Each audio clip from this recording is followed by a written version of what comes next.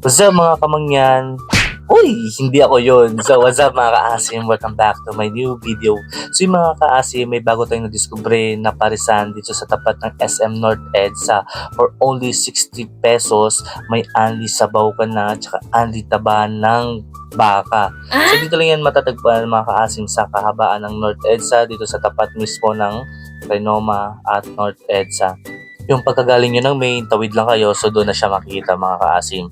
So dito mga kaasim, hindi lang din po parisan ang meron dito, meron din po silang mga fishbowl, mga tokneneng, mga tusok-tusok, meron din po dito mga kaasim. So dito mga kaasim, nakapag-order na tayo ng isang rice lang syempre, para hindi naman tayo gano'n tumaba kasi malapad ng ating mga mukha. Yun lang mga kaasim. So dito ay, syempre, judge na natin. Kunyari, syempre, food vlogger tayo, di ba? So yan, kalagyan natin muna ng konti sabaw, pero lagyan ko na siya ng bawang. Meron sila dito mga kaasim, may sibuyas, tsaka hot sauce, chili garlic, tsaka chili sauce. Basta kompleto sila, marami silang iba-ibang klase na maanghang dito. So dito sa unang kagat ko, masarap nga siya mga kaasim.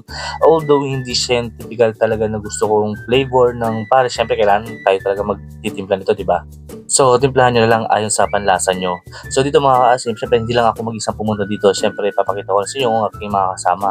So, nandito rin si Boss Jason, si Madam Kineso, at saka si Maynard. So, dito kami kumain ngayon. So, pero kung sa 60 pesos lang naman makakaasim, masarap na siya, promise. Tapos, meron na rin kayong fried rice. Syempre, fried rice, walang garlic kasi kayo din maglalagay ng garlic, di ba?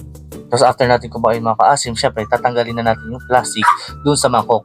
Oh my God, very loud ang dog. Nakakainis. Basta huwag ka maingay, nagre-record ako. So yung mga kaasim, tinatanggalin natin yung mga plastic dito sa mangkok. So after yung mga kaasim, ay syempre may libre din silang tubig dito. Nasa kalsada yung tubig. Tingnan nyo kung saan kami iinom mga kaasim. So, dito nakalagay ang tubig nila mga kaasim, nasa gitna ng kalsada din. So, di ba ang galing, ang lupit? Kaya kung masiselan kayo mga kaasim, hindi kayo pwede dito. So, kung gusto nyo matry ito, punta lang kayo dito sa tapat ng SM North EDSA. Dito tayo magkita-kita at try nyo din. Siyempre, supportan natin yung mga small business, lalo yung mga street vendor. So, hanggang dito na lang mga kaasim. Salamat. Bye-bye.